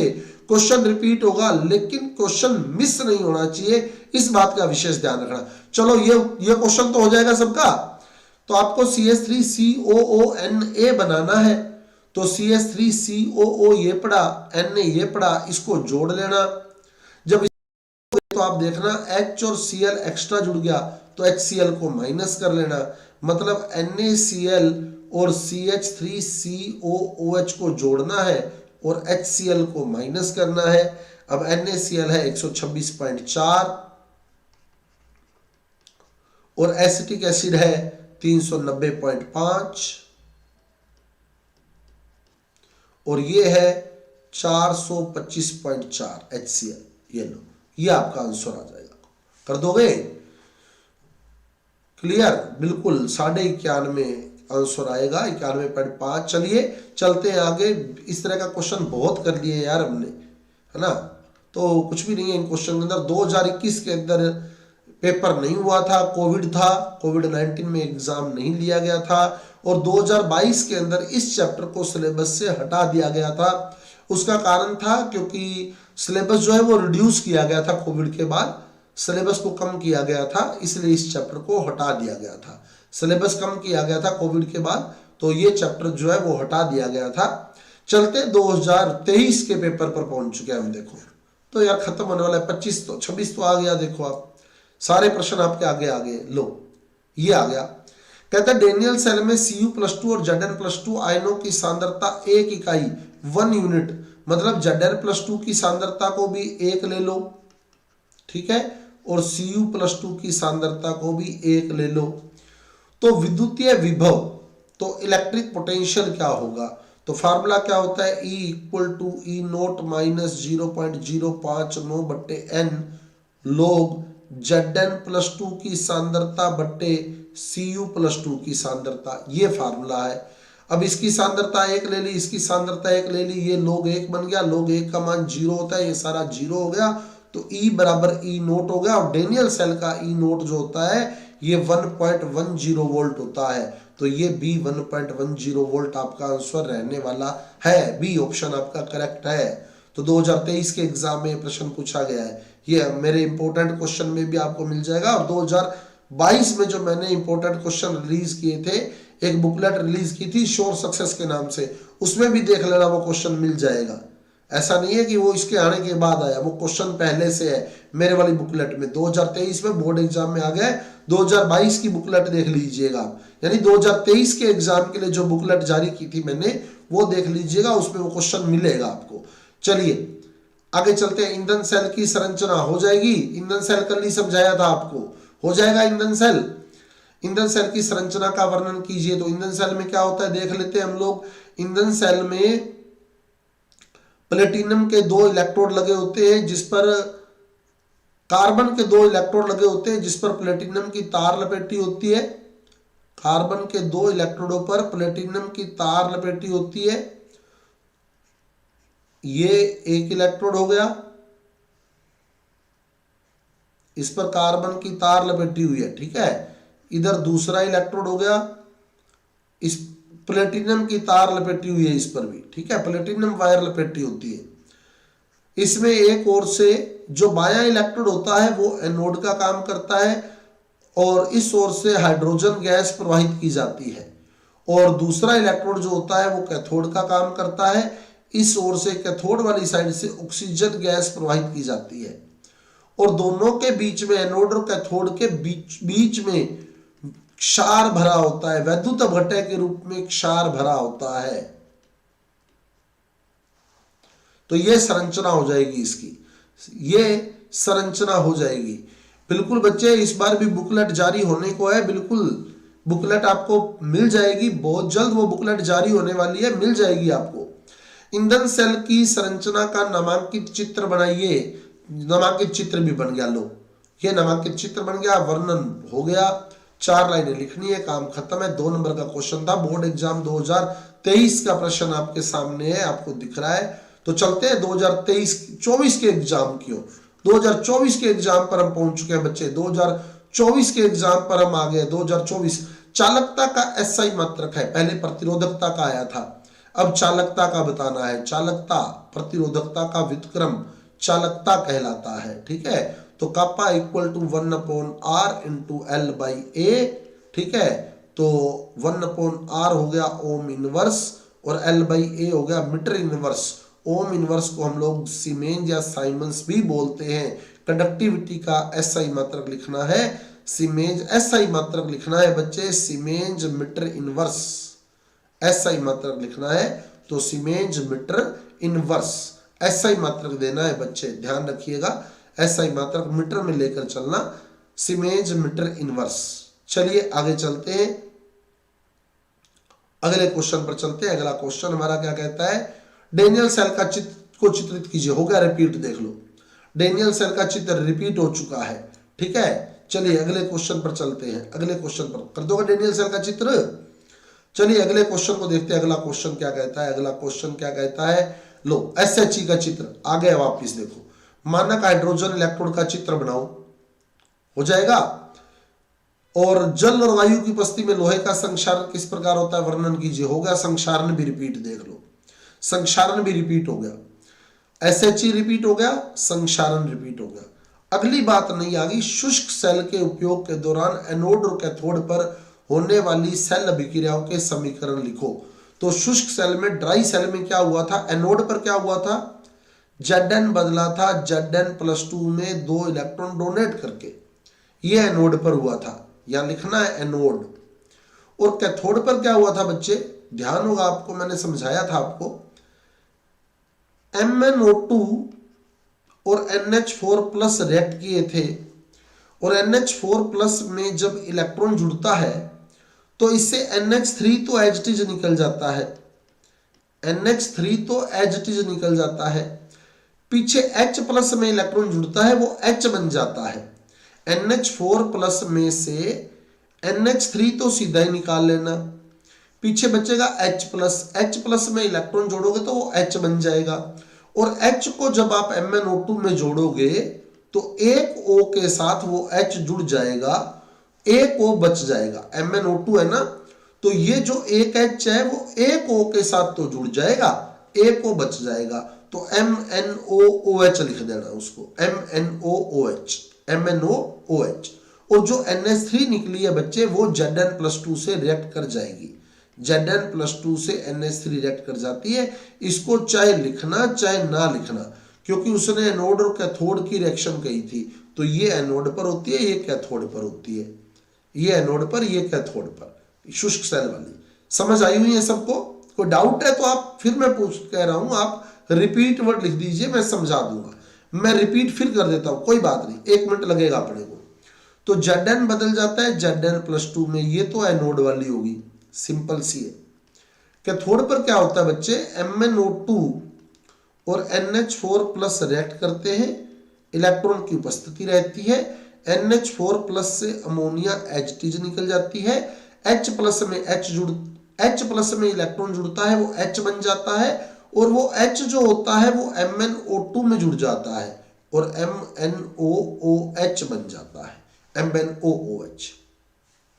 चलिए अब कहता है मर्क्यूरी सेल के दौरान एनोड और कैथोड, लोहे का संक्षारण हम लोग पढ़ चुके हैं डिटेल में, मर्क्यूरी सेल के दौरान एनोड और कैथोड। आज के वीडियो में ही मैं आपको लोहे का संक्षारण, कोरिजन ऑफ आयरन क्लियर कर चुका हूं पीछे, ठीक है। अब मर्क्यूरी सेल में करना है। मर्क्यूरी सेल में बच्चे Zn का एनोड होता है, Zn जो होता है वो 2 OH- से रिएक्ट करता है, और ZnOH की ट्वाइस बनेगा एक्चुअल में यहाँ पर, ZnOH की ट्वाइस टूट जाता है ZnO+H2O में 2 इलेक्ट्रॉन डोनेट करके। जब ZnOH की ट्वाइस बनेगा तो मतलब वो Zn पे +2 चार्ज आएगा वहां, तो 2 इलेक्ट्रॉन वो त्यागेगा, तो Zn ने 2 इलेक्ट्रॉन त्याग दिए, Zn+2 और 2 OH- जुड़े और ZnOH की ट्वाइस बना। ZnOH की ट्वाइस को तोड़कर लिखना है ZnO+H2O, ZnO+H2O, ठीक है। और कैथोड पर क्या हुआ, ये तो एनोड की हो गई।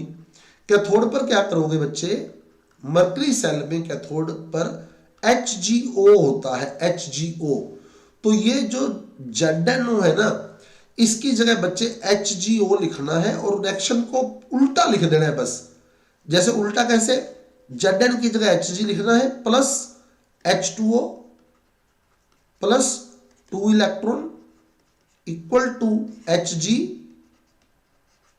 प्लस 2 OH-, ये लो, ये हो गया। समझ आ गई बात? हो जाएगा, पहले भी डिस्कस किया हुआ है हमने ये सारा, मैंने रिपीट कर दी है रिएक्शन पूरी। समझ आ गई है रिएक्शन? मैं फिर दोहरा देता हूं बात को। Zn+2 बनता है 2 इलेक्ट्रॉन त्याग कर, और वो Zn+2 जो होता है 2 OH माइनस से जुड़कर ZnOH की ट्वाइस बनाता है। ZnOH की ट्वाइस टूट जाता है ZnO+H2O। ये हो गई एनोड की। अब कैथोड पर क्या करोगे बच्चे? मरकरी सेल में, मरकरी सेल कर रहे हैं हम लोग, मर्क्यूरी सेल, ये कर रहे हैं हम लोग मर्क्यूरी सेल, ठीक है, मर्क्यूरी सेल। अब कैथोड पर क्या होगा? कैथोड होता है HgO का, तो ZnO की जगह HgO लिखकर समीकरण को उल्टा लिख दो बस। Zn की जगह Hg लिख देना बस, इतना ही, इतनी बात ही है। Zn की जगह Hg लिख देना, बाकी कोई फर्क नहीं पड़ेगा, हो जाएगी रिएक्शन। समझ आ गया काम? चले आगे। समझ आ गया तो कमेंट बॉक्स में थंब इंप्रेशन यस या ओके से रिप्लाई कीजिएगा, अदरवाइज डाउट है तो रिपीट वर्ड लिख दीजिएगा। चलिए हम मूव कर रहे हैं आगे 2025 यानी कि पिछले साल के पेपर पर। जो पिछले साल पेपर आया है उस पर देखिए क्या आया है। प्रतिरोधकता, लो हो गया रिपीट, प्रतिरोधकता का SI मात्रक हो गया है रिपीट। देखो प्रतिरोधकता का SI मात्रक हो गया है रिपीट, क्या है? ओम मीटर, ओम मीटर आएगा रिपीट। रिपीट ही आना है सब यार, कुछ नया नहीं है। क्या नया निकाल लेंगे यार, है ना? कितना नया निकाल लेंगे? कुछ नया नहीं निकलने वाला है, कोई गिनी चुनी बातें नहीं आएंगी 10-12 नंबर की, बाकी सब पुराना आने वाला है। 2012 से 2025 के PYQ बढ़िया तरीके से तैयार कर देना, उसके बाद चैप्टर पढ़ लेना। मैं कहता हूं पेपर हिलता ही नहीं कहीं, ठीक है। 2012 से 2025 के PYQ इतना कॉन्फिडेंस दे देंगे बच्चे आपको, प्रीवियस ईयर क्वेश्चन इतना कॉन्फिडेंस दे देंगे, आपको खुद लगेगा कि आई कैन डू इट, मैं ये कर सकता हूं, कुछ नहीं है हार्ड, बिल्कुल सिंपल लगेगा सब कुछ। चलिए आगे देखते हैं। गलित सोडियम क्लोराइड का वैद्युत अपघटन हमने किया, तो बिल्कुल कमेंट बॉक्स में कमेंट आ गया है कि 29 का डी है। बिल्कुल सही है बच्चे, क्योंकि जब NaCl फ्यूज्ड NaCl हम लोग लेते हैं, मोल्टन NaCl हम लोग लेते हैं, तो Na+ और Cl- बनेगा, Cl- एनोड पर जाएगा और इलेक्ट्रॉन डोनेट करके Cl2 बन जाएगा, क्लोरीन बन गया एनोड पर, ठीक है। और कैथोड पर Na+ पहुंचता है और इलेक्ट्रॉन गेन करके Na बन जाता है, सोडियम बन गया कैथोड पर, सोडियम बन गया कैथोड पर, ठीक है। तो ये डी ऑप्शन इसका करेक्ट आएगा। सोडियम जो होता है वो कैथोड पर बन जाता है, क्लोरीन एनोड पर बन जाता है।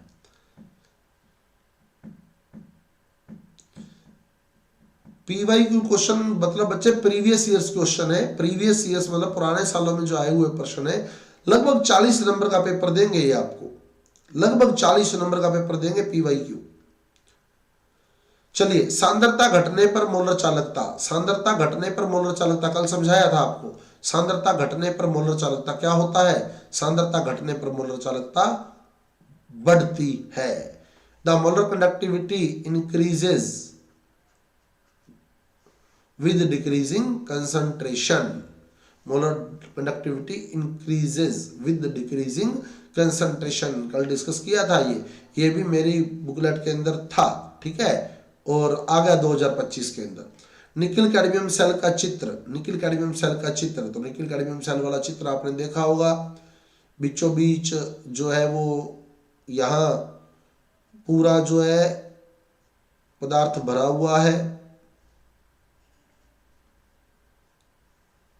इस जगह, और बीच में इलेक्ट्रोड लगाया है CD वाला पूरा, और यहाँ जो है NaOH का सॉल्यूशन भरा होता है, NiOH की थराइस साइड में भरा होता है, बीच में CD वाला इलेक्ट्रोड आ जाता है और सेंटर में NaOH का सॉल्यूशन भरा होता है। तो इस तरह का चित्र आपको देखने को मिल जाएगा। बुक में थोड़ा हार्ड है, मेरे वाले नोट से कर लीजिएगा, बिल्कुल सिंपल डायग्राम बना हुआ है इस तरह का, वहां से आपको बिल्कुल क्लियर हो जाएगा। बुक में थोड़ा टिपिकल बना हुआ है, उतना टिपिकल एग्जाम में नहीं बन पाएगा। मेरे वाले नोट्स के अंदर बिल्कुल सिंपल तरीके से बनाया हुआ है। अगर नोट्स किसी बच्चे के पास नहीं है, जो वीडियो देख रहा है किसी बच्चे के पास नोट्स नहीं है, तो डिस्क्रिप्शन बॉक्स में जाएं, मेरे व्हाट्सएप चैनल का लिंक है, व्हाट्सएप चैनल ज्वाइन करें, वहाँ आपको गूगल ड्राइव का लिंक मिल जाएगा नोट्स का, वहाँ से आपको नोट्स मिल सकते हैं। चलिए आगे चलते हैं बच्चे, अगले क्वेश्चन पर चलते हैं, अगले क्वेश्चन पर चलते हैं। लो, फैराडे का प्रथम नियम हो गया repeat. First law of Faraday पढ़ा था हमने। आ गया वो क्वेश्चन, मोलर चालकता ज्ञात करने वाला, लैम्डा एम ज्ञात करना। पिछले साल सबसे बड़ी समस्या जो रही ना बच्चे, कुछ बच्चे ना छोड़ देते हैं टॉपिक को, कहते हैं यार चलो छोड़ देते हैं कोई बात नहीं, अथवा तो आएगा इस चैप्टर में। अरे उसने अथवा में फंसा दिया बच्चों को। ऊपर भी मोलर कंडक्टिविटी पूछ ली, नीचे भी मोलर कंडक्टिविटी पूछ ली। ऊपर वाले का फार्मूला भी lambda M equal to 1000 kappa by C था, और नीचे वाले का फार्मूला भी lambda M equal to 1000 kappa by C था। तो जिसको ऊपर वाला न्यूमेरिकल आता था उसी को नीचे वाला न्यूमेरिकल आता था। मतलब कि अथवा पे डिपेंड जो गया था ना, जो कहता है कि अथवा मिलेगा मेरे को, और मिलेगा मेरे को, ऑप्शन मिलेगा, मैं ऊपर या नीचे वाला एक करूंगा। तो यार सवाल सेम ही थे, न्यूमेरिकल सेम थे, सिर्फ उसने क्या किया, रकम बदल दी। अब आ जाओ, कहता है ऊपर नीचे जो छोड़ के आया आधा आ जाओ मैदान में, लो मजा प्रश्न का। ठीक है, तो ऐसा मत करना, कोई टॉपिक रिस्क में मत छोड़ देना। तैयारी खत्म कर लोगे अपनी, आपने अच्छी तैयारी की हुई है उसको खत्म कर लोगे। तो फार्मूला हमारा लगता है lambda M equal to 1000 kappa by C. 1000 का 1000 आ गया बच्चे, कापा की वैल्यू दी हुई है, कापा की वैल्यू दी हुई है, सी की वैल्यू दी हुई है, डायरेक्ट आंसर निकलने वाला है। ठीक है, 1410, बिल्कुल 1410 आंसर निकलने वाला है, Siemens semi square mole inverse. और इसको सोल्व करोगे, ये क्वेश्चन दिया हुआ है, lambda M equal to 1000 kappa by C, 1000 का 1000 आ जाएगा, कापा का कापा आ जाएगा, 0.01150 दिया हुआ है, सी का सी आ जाएगा 0.05 दिया हुआ है। तो पॉइंट हटाओगे तो ऊपर 100 मल्टीप्लाई में आ जाएगा, 100 और 1000 को गुना करोगे इससे तो 1150 बन जाएगा, 1150 को 5 से भाग दोगे तो 230 बन जाएगा। ये लो, ये आंसर आ जाएगा। फैराडे का प्रथम नियम क्या कहता है, जितनी ज्यादा धारा प्रवाहित करेंगे उतना ज्यादा पदार्थ जमा होता है। फैराडे का द्वितीय नियम क्या कहता है, ये भी हम डिस्कस कर चुके हैं। फैराडे का द्वितीय नियम भी डिस्कस कर चुके हैं, ये भी रिपीट क्वेश्चन है। फैराडे के द्वितीय नियम के अनुसार भिन्न भिन्न विद्युत अवगुणों के विलयन में समान धारा समान समय तक प्रवाहित करते हैं तो इलेक्ट्रोडों पर जमा होने वाले पदार्थ की मात्रा उनके तुल्यांकी भार के समानुपाती होती है। डिफरेंट इलेक्ट्रोलाइट में जब सेम करंट सेम टाइम के लिए पास किया जाता है तो इलेक्ट्रोड पर डिपॉजिट सब्सटेंस की जो अमाउंट होती है वो उनके इक्विवेलेंट मास के डायरेक्टली प्रोपोर्शनल होती है। तो ये फैराडे का द्वितीय नियम था, सेकंड लॉ था फैराडे का इलेक्ट्रोलाइसिस का। तो ये थे स्टूडेंट्स हमारे PYQ 2012 से लेकर 2025 तक। उम्मीद करता हूं आपको समझ आ गए होंगे, अच्छे लगे होंगे और आसान भी लगे होंगे। और यदि स्टूडेंट्स आपको हमारे वीडियो आपके लिए बेहतर लग रहे हैं तो हमारे वीडियोस को ज्यादा से ज्यादा शेयर कीजिएगा, सभी साथियों तक पहुंचाइएगा ताकि आपके सभी साथी हमारे लाइव